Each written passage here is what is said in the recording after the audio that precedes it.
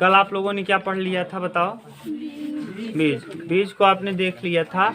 बीज को सुरक्षा देने का काम फल करता है और बीज का निर्माण जो होता है बीजांड से होता है। बीज का निर्माण किससे? बीजांड से। आपने बीज को बीज पत्रों के आधार पे बीज को दो भाग में बांटा था, एक बीजपत्री और दो बीजपत्री। एक बीजपत्री उसे कहते हैं जिसमें हाँ एक ही बीज हो, अगर उसको आप तोड़ो बीज से तो उसमें एक बीज निकले, और दो बीजपत्री उसे कहते हैं जिसमें दो बीज हो। इस आधार पर बीज को हम दो प्रकार में बांटे थे, अभ्रूणपोषी और भ्रूणपोषी। अभ्रूणपोषी जिसमें भ्रूणपोष न हो। भ्रूणपोष का उपयोग किस में ले लिया गया हो? बीज पत्रों में। भ्रूणपोष का उपयोग कहाँ कर लिया गया हो?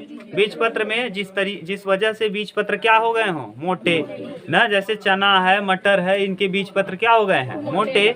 तो ये बीज पत्र के आधार पे आपने देखा था कि बीज पत्र मोटे हो जाते हैं। किस वजह से? क्योंकि अभ्रूणपोषी है, इनमें भ्रूणपोष नहीं है। इनमें भ्रूणपोष का उपयोग करके ये इनके जो बीज हैं वो क्या हो गए हैं? मोटे। और आपने ये अभ्रूणपोषी और भ्रूणपोषी आपने देखा था, बीज का दो प्रकार, एक भ्रूणपोषी और एक अभ्रूणपोषी। भ्रूणपोषी में आपने देख लिया था कि भ्रूणपोषी उसे कहते हैं जिसमें भ्रूणपोष हो।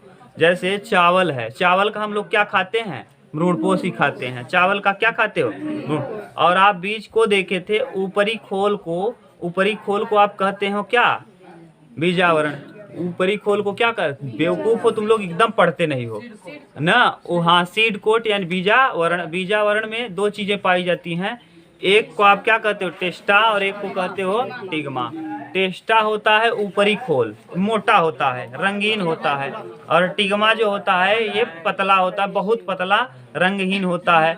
इसमें आप अगर देखना चाहें टेस्टा और टिग्मा तो आप अनार में देख सकते हैं खूब अच्छे से। अनार का बीज आपने देखा है तो अनार का बीज का जूसी टेस्टा ही खाया जाता है, यानी ऊपर वाला लाल वाला जो है वही खाया जाता है। वो तो चबाते समय आप भले से चबा लेते हो पूरा, लेकिन अगर सही जूस पेरते समय देखो तो लाल वाले को आप गाड़ दिया जाता है, और जो व्हाइट कलर का अंदर रहता है उसको बाहर की तरफ क्या कर दिया जाता है? निकाल दिया जाता है। देखियो कि नहीं? तो जूस अगर आप अनार वाले बीज का जूस पेरवाइए तो उसमें से जो पीछे वाला है बीज व्हाइट कलर वाला, वो क्या होता है? निकाल दिया जाता है। यानी अनार का हम क्या खाते हैं? टेस्टा। तो आप अगर अपने आप खा रहे हो निकाल के दाना तो टेस्टा भी खा लेते हैं और टिग्मा भी।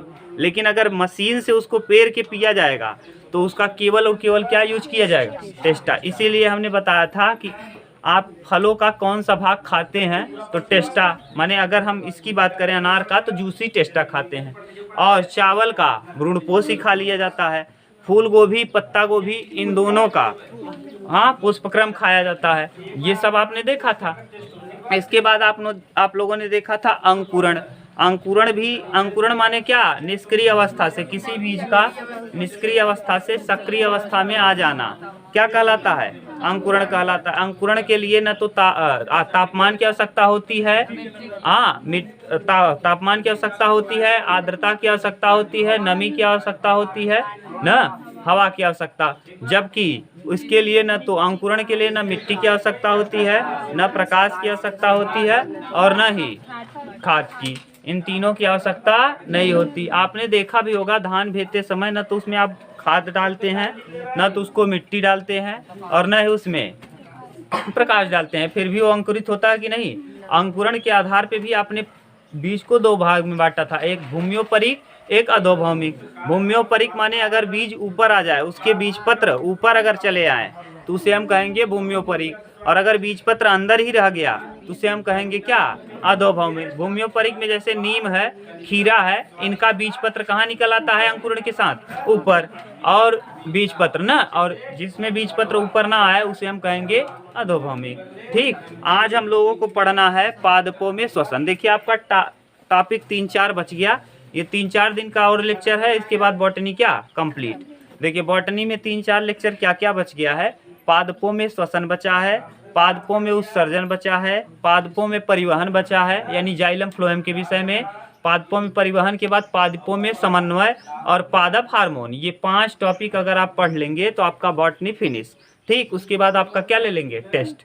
एक टेस्ट ले लेंगे कंप्लीट का, फिर आप देखिएगा आपको कितना आता है। हमने कंप्लीट पढ़ाया है, और जिसका क्लियर नहीं है बार बार आप वीडियो देखिए, 15 या 16 वीडियो है ये। कंप्लीट आप कर लेंगे तो आपको हाई स्कूल का कोई भी प्रश्न कहीं से भी आए बॉटनी से, आप 100% उसको कर लेंगे। 100% नहीं, आप पेपर लाना, हम दिखा देंगे। ठीक, अब आपको आज देखना है पादपों। पहले देखिए 5 टॉपिक पढ़ना है, श्वसन, उत्सर्जन ना, उसके बाद परिवहन, और परिवहन के बाद समन्वय। समन्वय का मतलब होता है जैसे आप, हम लोगों के पास दिमाग है, हम दिमाग से समझ लेते हैं। पेड़ पौधे कैसे मुरझा जाते हैं अगर छू लो, टच कर लो, जैसे छुई मुई है, छूते ही क्या हो जाएगा, मुरझा जाएगा, तो ये समन्वय है ना। तो उसमें विशेष अंग नहीं होता, किस प्रकार से समन्वय करते हैं उसको हम देख लेंगे। इसके बाद एक टॉपिक और बचेगा, पादप हार्मोन। हार्मोन कैसे कैसे, जैसे क्या है, माने मान लो फ्लोरीजेंस है, इसे फूल खिलाने वाला हार्मोन कहेंगे। फ्लोरीजेंस क्या करेगा, फूल खिलाने वाला हार्मोन किसे कहेंगे, फ्लोरीजेंस। तो एफसीसी अम्ल है, एसिटिक अम्ल है, आपको फल पकाने वाला एसिटिक अम्ल। ये सब ऐसे अम्लों को हम देख लेंगे तो आपका कंप्लीट हो जाएगा बॉटनी। ठीक, आज हमको देखना है पादप में क्या, श्वसन। तो पादपों में श्वसन, देखो यहाँ तक दिख रहा है, पादपों में श्वसन नहीं दिख रहा, दिख रहा है। पादपों में श्वसन। ठीक, respiration in plant, respiration in plant.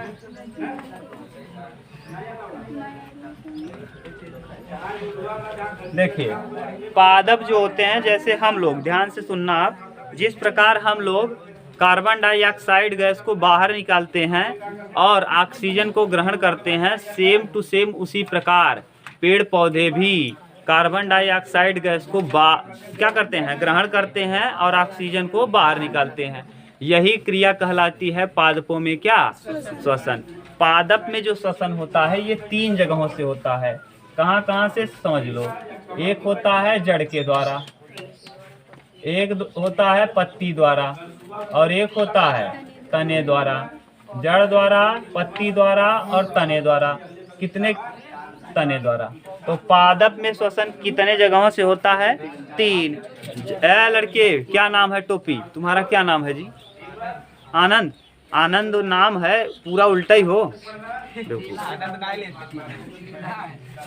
जानते हो हर गांव में ऐसे लड़के देखने को मिल जाएंगे। अब बात यहाँ पढ़ा रहे हैं, उधर बात कर रहे हो बेवकूफ़ की तरह। अरे पढ़ने आए हो, पढ़ो ना। जब जानते गांव को टूटा दुकान है ने गांव का टूटा दुकान समझ रहे हो, हर गांव में क्या होगा, छोटा सा दुकान, टूटा वाला दुकान हो, और पूरा गांव का जितना है नेतागिरी करे वाले सब वहीं इकट्ठा हुई ना, उसी स्थान पे क्या होंगे, इकट्ठा होंगे और वहाँ दरे राजनीति करेंगे। अच्छा इनकर पोतो यहाँ से ऐसे गए, इनकर, हाँ, पूरा गांव के इतिहास बताई, और भले से कुछ न जानत नहीं। और अगर तू कतौ से पढ़ के आई है और मान ल शहर से पढ़ के आया और बाहर रखे है VIP, कहीं ये लड़का, इनका लड़का पढ़ता नहीं है, लुक है, उनके पूरा इतिहास तो आप पता हो जाए। बैठे बैठे दुकानी पे ना, और दुकानी बैठा है, टूटही दुकान बा, और वही पे अपन आराम से वही आपन स्थिति ना देखा था कि हम कौन दुकान में बैठा है, हमारा हैसियत का बा, लेकिन तोहार हैसियत बता दें तुरंत। हाँ, चाय पाने हर गाँव में एक खिटुटाह खोए घूमती ना, वहाँ दरे बैठा रही 4-6 जने। इनकरे घरे में जहाँ जितना तू न जानत हो उतना तोहरे विषय में उनके पता बा, कब निकल है, कहाँ गए है, कैसे का करता है, पूरा इतिहास रखे। वही हाल आनंद का बा, पढ़त हन यहाँ आई है और पूरा इतिहास देखत हन माँ गदहा। देखो जड़ द्वारा, पत्तियों द्वारा और क्या, तने द्वारा। अब इन तीनों के द्वारा होता है, तो इसका मतलब ये क्या करते हैं, ऑक्सीजन गैस को क्या करेंगे, बाहर निकालेंगे, ऑक्सीजन को बाहर निकालेंगे और कार्बन डाइऑक्साइड गैस को ग्रहण करेंगे। तो इसी को कहते हैं हम लोग क्या, पादपों में श्वसन। लेकिन जितना आसानी से आप समझ रहे हो इतना आसान है नहीं, सबको समझना है ठीक से। जैसे तने है ना, तो तने में दो प्रकार के तने मिलेंगे आपको। एक मिलेगा काष्ठीय और एक मिलेगा शाकीय तना। शाकीय, काष्ठीय तना किसे कहेंगे, ऐसा तना जो लकड़ी वाला हो। लकड़ी वाला जैसे कहने का सेंस क्या है, जैसे आप आम का देख लो, आम देखे हो ना, आम का तना है जिसको आप लकड़ी के रूप में यूज कर सकते हो। हाँ, आम हुआ, जितना भी आप लकड़ी के रूप में यूज कर रहे हो कौन सा तना कहलाएगा? और साकी तना उसे कहेंगे जिसको आप लकड़ी के रूप में यूज नहीं कर सकते। पपीता है, केला है, ये सब किसके अंतर्गत आ जाएंगे? साकी तने के अंतर्गत। तो कौन कौन तने कितने प्रकार के? दो। एक को हम कहेंगे काष्ठीय तना और एक को कहेंगे साकीय तना। काष्ठीय तना जो होता है ये जो माने ऑक्सीजन को ग्रहण करता है, बाहर निकालता है और कार्बन डाइऑक्साइड को ग्रहण करता है। तो किसके द्वारा ग्रहण करता है? तो ये जो काष्ठीय तना होता है वात रंध्र के द्वारा। किसके द्वारा? वात रंध्र के द्वारा। यानी आपको डायरेक्ट दिया होगा तने जो हैं ये वात रंध्रों के द्वारा कार्बन डाइऑक्साइड गैस को ग्रहण करते हैं और ऑक्सीजन को बाहर निकालते हैं। ठीक, लेकिन वात रंध्र किसे कहते हैं आपको समझ आ? जैसे आप देखो कहीं भी आम का पेड़ देखिए, उसमें देखिए मान लो ये आम का तना है इस तरीके से, यहाँ देखेंगे ना आप छाले नुमा ऐसा दिखेगा इसके ऊपर, और बीच बीच में फटा हुआ दिखेगा ना, दरार दिखेगा, बीच में ऐसे रस्सी नुमा एकदम दरार रहेगा ना। मोटे पेड़ में बीच बीच में से दरार दिखेगा। आप अगर उसका शीशम का पेड़ देखेंगे, शीशम में, तो उसमें एकदम फटा फटा दरार दिखेगा ना, जैसे पैर नहीं फट जाता नीचे ना, जिसको आप लोग विवाह कहते हैं ना, तो उसी तरीके से इसमें भी फटा रहेगा ना। तो इसी को कहते हैं क्या? वात रंध्र। लेकिन जो साकीय हैं, साकी जैसे पपीता हो गया ना, केला हो गया, इनमें फटा रहेगा दरार? नहीं। तो साकी पौधों में रंध्रों के द्वारा होगा। किसके द्वारा? रंध्र के द्वारा। ठीक, तो रंध्र और वात रंध्र आया, तो वात रंध्र आप समझ गए। काष्ठीय पौधे माने कौन? लकड़ी वाले। काष्ठीय पौधे माने कौन? लकड़ी वाले। और साकीय पौधे माने कौन? ऐसे पौधे जिनमें लकड़ी नहीं पाई जाती, जिनका उपयोग हम लकड़ी के रूप में नहीं करते। समझ में ना आया हो तो बताना, फिर से बता देंगे। ठीक, और जड़ जो है ये किस तरीके से करेगा? मूल रोम के द्वारा। किसके द्वारा? मूल रोम। अब आपको पढ़ा दिए हैं जड़, मूल रोम। मूल रोम को अंग्रेजी में कहते हैं रूट हेयर। क्या? रूट हेयर ना। याद करिए जब आपको जड़ पढ़ाना स्टार्ट किए थे तो हमने बताया था जड़ में जो जड़ का जो रूट हेयर होता है, यही रूट हेयर जल को अवशोषित करता है। अब याद करिए, अगर जल को अवशोषित कर रहा है, पहले हम लोग यही समझ रहे हैं कि जड़ द्वारा क्या? श्वसन। तो जड़ द्वारा श्वसन किस तरीके से होगा? आपको पता है जड़ में क्या पाया जाएगा? Root hair. तो इन रूट हेयर के द्वारा किसको अवशोषित किया जाता है? जल को। अगर ये जल को अवशोषित कर रहा है भैया, तो इसका मतलब किसको अवशोषित कर रहा है? H2 और साथ के साथ क्या? ऑक्सीजन। यानी जड़ों के द्वारा पानी को अवशोषित किया जाता है। और अभी हम लोग पढ़ेंगे ऊतक। परिवहन जब पढ़ेंगे तो वहाँ पढ़ेंगे टिश्यू, पादप, ऊतक। पादप माने पेड़ पौधे में दो प्रकार के ऊतक पाए जाते हैं। एक को हम कहते हैं जाइलम और एक को कहते हैं क्या? फ्लोएम। एक को क्या? जाइलम, एक को फ्लोएम। जाइलम जो है ये जल को कहाँ, या जड़ से कहाँ ले जाने का काम करता है? ऊपर। तो ये जो है जड़ को ऊपर ले जाएगा, और फ्लोएम जो है पत्तियों से भोजन कहाँ ले आएगा? नीचे। तो जड़ के जो रूट हेयर हैं ये जल के द्वारा प्राप्त ऑक्सीजन को ग्रहण कर लेते हैं, और पत्तियों से लिए गए भोजन में जो कार्बन डाइऑक्साइड गैस है उसको कहाँ छोड़ देते हैं? जमीन में ना, जमीन में छोड़ देते हैं। ये किस प्रकार से हुआ पादपों में श्वसन? जड़ के द्वारा। अब जड़ के द्वारा फिर से समझ लो, जड़ में क्या है? Root hair. ध्यान से सुनो राजवीर, बाद में लिखना भैया। देखो जड़ में क्या है? Root hair. अब रूट हेयर क्या करेगा? रूट हेयर जल को सोखेगा। तो जल अगर ले रहा है तो जल के साथ क्या मिला है? ऑक्सीजन। यानी ऑक्सीजन को ये क्या किया? ग्रहण किया, और ऑक्सीजन का उपयोग करेगा भी प्रकाश संश्लेषण में ना। उसके बाद ये जो ऊपर से लिया है माने पेड़ पत्तियों से भोजन के रूप में जो ग्लूकोज लिया है उसमें कार्बन डाइऑक्साइड गैस भी है। अब फ्लोएम सभी ऊतक तक लेके आएगा, और फ्लोएम जब लेके आया तो कार्बन डाइऑक्साइड गैस भी लेके आया है। उस गैस को ये क्या करेगा? जमीन में छोड़ देगा। तो इस तरीके से किसके द्वारा श्वसन हुआ? जड़ के द्वारा। तो जड़ के द्वारा श्वसन क्लियर हुआ। तो आप लिखोगे कैसे? जड़ों में छोटे छोटे रेशे नुमा संरचना पाई जाती है जिसे हम रूट हेयर कहते हैं। इस रूट हेयर के द्वारा जल को अवशोषित किया जाता है। जल के साथ साथ ये ऑक्सीजन को भी अवशोषित कर लेते हैं, और खाद्य पदार्थ में ग्लूकोज को जो लिया गया था उसमें से कार्बन डाइऑक्साइड को इन्हीं रूट हेयर के द्वारा कहाँ छोड़ दिया जाता है, मिट्टी में छोड़ दिया जाता है। इस प्रकार ये जड़ कार्बन डाइऑक्साइड को बाहर निकाल देते हैं और ऑक्सीजन को ग्रहण कर लेते हैं ना। इस तरीके से इसका उल्टा हो गया ना। ऑक्सीजन को ग्रहण करेंगे पादप, ऊपर जाके छोड़ेंगे वो अलग चीज है, लेकिन नीचे तो क्या करेंगे, ऑक्सीजन को ले जाएंगे। यानी जल को ले जा रहे हैं तो साथ में क्या ले जा रहे हैं, ऑक्सीजन। और क्या कर रहे हैं, कार्बन डाइऑक्साइड गैस को मिट्टियों में क्या कर दे रहे हैं, छोड़। ये है जड़ के द्वारा। अगला पत्ती के द्वारा। अब पत्ती के द्वारा समझने के लिए आपको 2-3 चीज समझना है। देखो, पत्ती में सबसे पहले जब आपको बताए थे, पत्ती में छोटा छिद्र होता है जिसे हम क्या कहते हैं, रंध्र। मान लो ये है पत्ती, ये रंध्र है, क्या, रंध्र। अब फिर से हम संरचना बता रहे हैं, ये रंध्र है, इसके बगल में लगा हुआ है गार्ड सेल, ठीक, ये गार्ड सेल है, समझ गए। ये पत्ती था और पत्ती के ये वाला है रंध्र, इसे क्या कहते हैं, रंध्र, यानी स्ट्रोमेटा। और ये जो है ये ये वाला जो होता है अंदर वाली कोश क्या, मोटी, और बाहर वाला पतला, ठीक। और इसे हम कहते हैं गार्ड सेल ना, गार्ड सेल,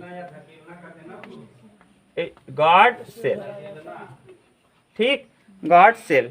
गार्ड सेल को आप लोग हिंदी में देखो क्या कहते थे, रक्षक कोशिका। इसे हिंदी में कहते हैं रक्षक कोशिका, रक्षक कोशिका, ठीक।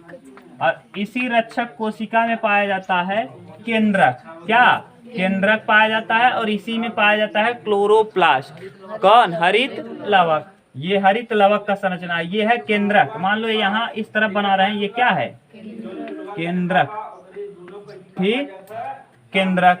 और इस केंद्रक में ये मान लो है क्या, इस केंद्रक के अतिरिक्त इसमें और पाया जाता है जिसे हम कहते हैं क्लोरोप्लास्ट या हरित लवक, क्या, हरित लवक।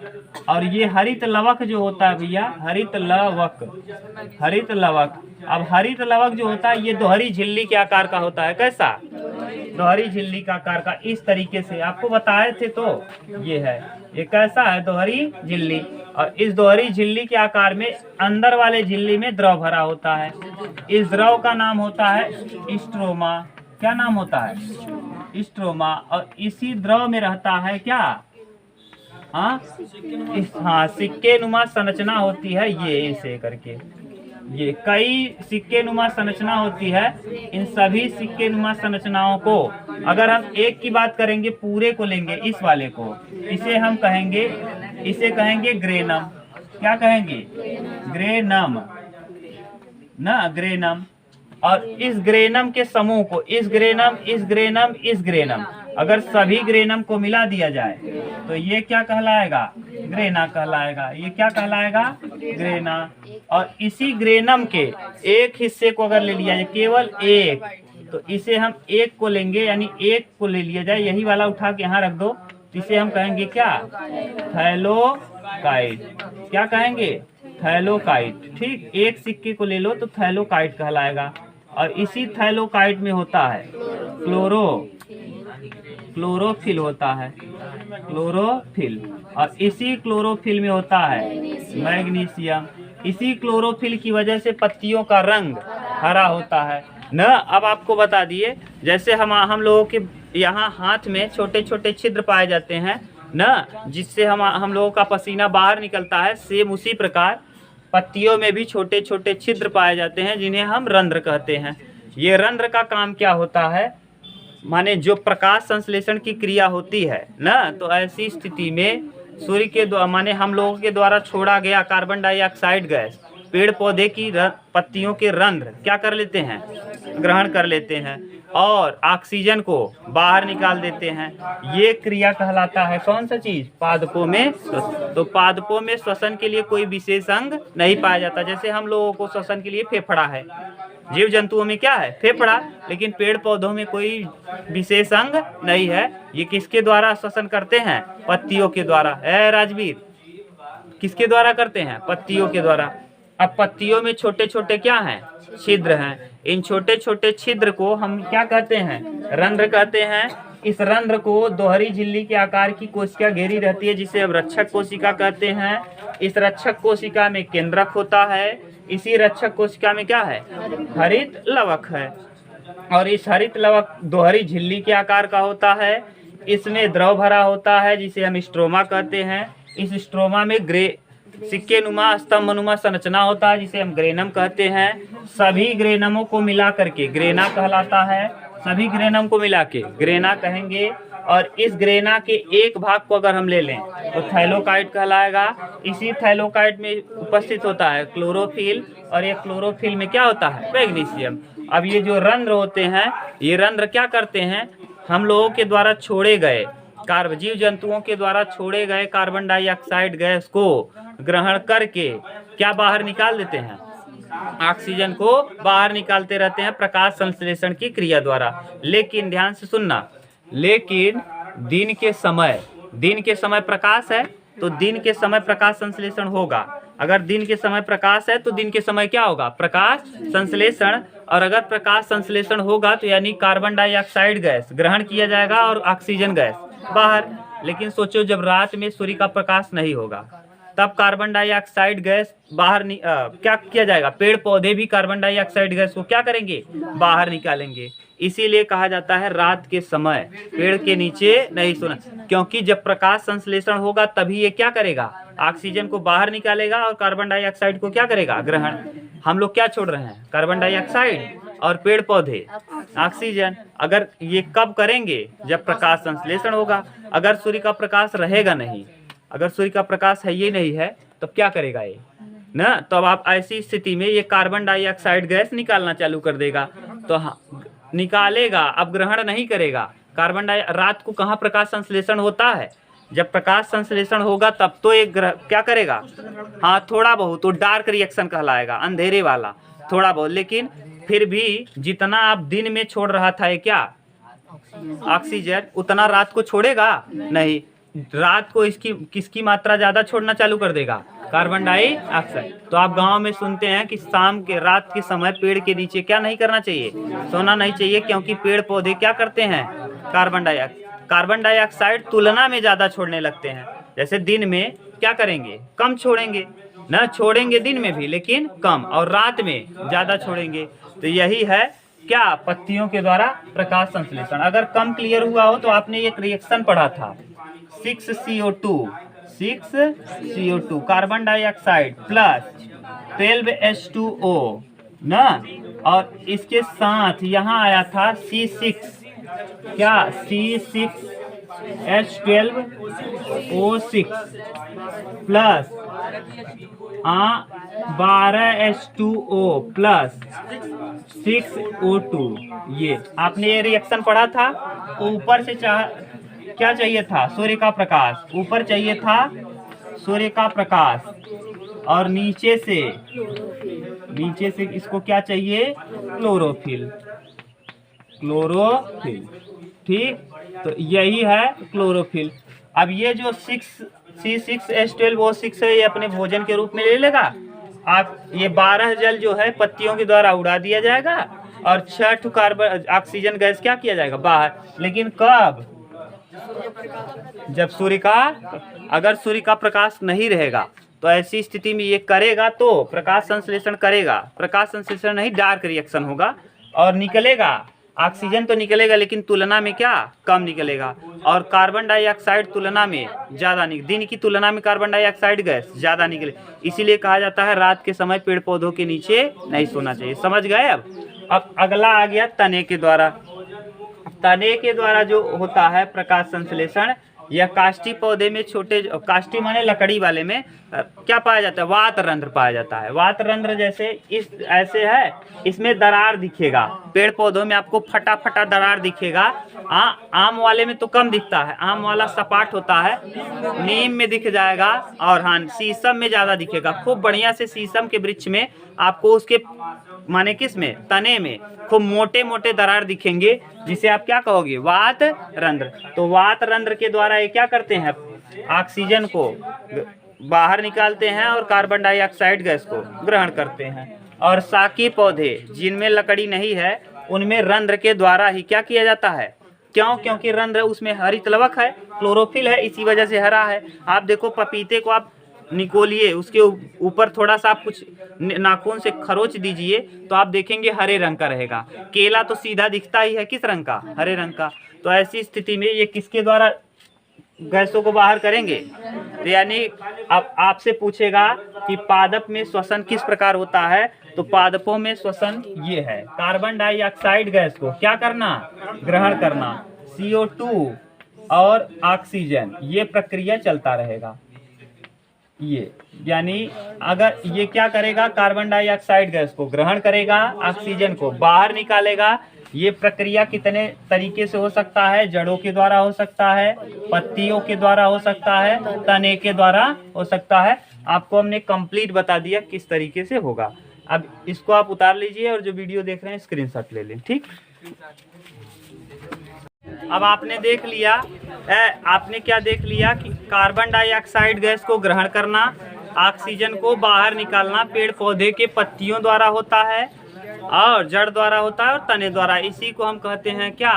पादपों में श्वसन। पेड़ पौधे में श्वसन किस किस के द्वारा होता है? पत्ती के द्वारा, जड़ के द्वारा और तने के द्वारा। तने में दो प्रकार का तना पाया जाएगा, शाकी और काष्ठीय। काष्ठी माने लकड़ी वाला, उसमें वात रंध्र द्वारा होगा, और शाकी यानी जिसमें लकड़ी नहीं होगा, जैसे पपीता है, केला है, तो इनमें किसके द्वारा? रंध्र के द्वारा। और पत्तियों में भी रंध्र के द्वारा होगा क्या? कार्बन डाइऑक्साइड को ग्रहण करना और ऑक्सीजन को बाहर निकालना, ठीक। प्रकाश संश्लेषण की क्रिया में ज़्यादा होगा और उसकी अनुपस्थिति में, यानी सूर्य के माने प्रकाश की अनुपस्थिति में कम होगा। इसीलिए कहा जाता है पेड़ पौधे के नीचे रात को नहीं सो। अब बोलो तुम क्या कह रहे थे? हाँ, मान लीजिए कभी बादल आ जाए या फिर अंधेरा हो जाए, तो फिर ऐसी स्थिति में क्या पेड़ पौधे? जैसे लाइट चलाई दी है, प्रकाश संश्लेषण। हाँ, लाइट में प्रकाश संश्लेषण होगा गधा? बेवकूफ, लाइट में कहाँ से मिलेगा वो सारी व्यवस्था? नहीं तो सब लोग लाइट जला करके भोजन बना ले, लाइट में नहीं होता वो।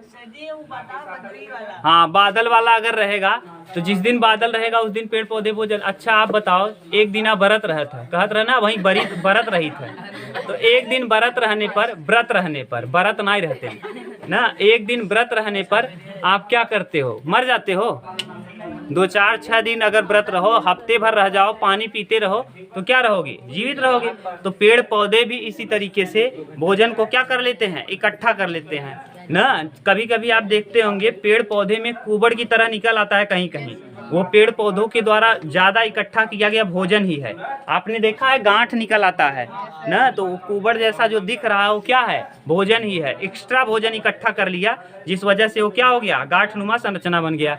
तो यही है, अगर जिस दिन बादल हो गया तो पेड़ पौधे इतना बेवकूफ़ नहीं है तुम्हारी तरह ना बच्ची। अगर ज़्यादा माने जिस दिन बादल रहेगा तो पेड़ पौधे इसके पहले वाले दिन इतना इकट्ठा किए हैं भोजन कि क्या कर लेंगे? अपना बना ले। जैसे आप लोग व्रत रहते हैं तो एक दिन अगर व्रत रह लिए तो पानी तो पीते रहेंगे ना, तो पानी पीते रहेंगे तो आपका काम चल जाता है कि नहीं? बिल्कुल सेम। पेड़ पौधे भी 2-4 दिन अगर नहीं पाएंगे तो क्या चल जाएगा? काम चल जाएगा। ये है पादपों में क्या था? ये श्वसन, ठीक। ये पादपों में श्वसन आपका कंप्लीट। अब हम लोगों को पढ़ना है क्या? पादपों में उत्सर्जन, ठीक।